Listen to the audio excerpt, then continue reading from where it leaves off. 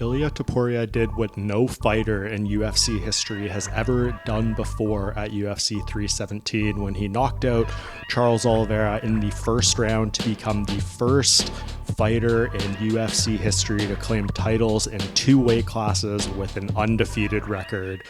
Unbelievable stuff. Some might say John Jones undefeated. No, Topuria technically undefeated, has that zero, two weight class champion, unbelievable run, and the fact he goes in there and does exactly once again what he promised he would do, puts Oliveira out cold in the first 3 minutes of the fight, just a devastating shot, and the celebration goes on. Absolutely beautiful scene for Topuria. His rise has been something truly special to witness. Gives some Conor McGregor vibes, to be honest, but not quite there yet, obviously. But even you see the photos of him hammer fisting Oliveira, has some similarities to Jose Aldo and Conor McGregor. But this guy is fully dedicated. He's here to be a legend, to be a great. He is well on his way, arguably already there, joining the double champ club in a way no one else has. And now the options all open up for him. Of course, Paddy Pimblett comes into the octagon right after the fight for a face-off. A lot of hype, excitement around that. Topuria pushes him, but then Dana White comes to the press conference and says, no, did not want this. That was not the plan.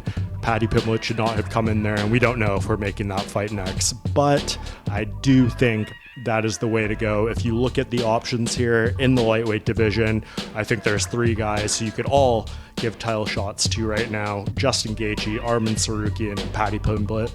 And right now, again, if you're trying to make the best fight, I personally think it would be Topuria versus Arman Tsarukyan. But looking at it from the UFC's perspective, they probably do not see it that way, and hard to disagree. I mean, I think Topuria versus Gaethje is probably the lowest risk fight, but a nice win for his resume. He could get another legend of the sport on his way out. Would be a good one that would look nice on his record years down the line if he could win.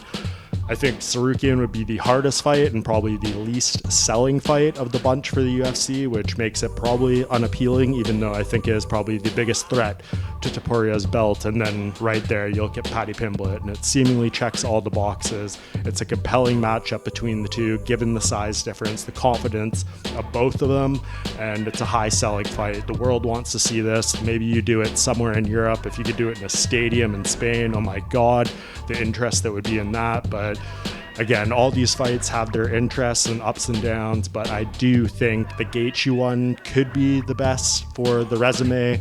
Maybe let Pimblett fight a Dan Hooker or something, get one more win that becomes huge, but it seems like Topuria really wants that one. He calls for it at the post-fight press conference, kind of says Dana White's going to have to deal with it. So we'll see how this all plays out, but Topuria, a new star in the sport, a fighter who's won belts in two weight classes and has a position of power. So if he really wants to fight Paddy Pimblett, I think that'll be next, but I do think there is some upside to Gaethje and certainly a lot of intrigue in Tsarukyan. So we will see what decisions are made, but no shortage of options for new champion Ilia Topuria.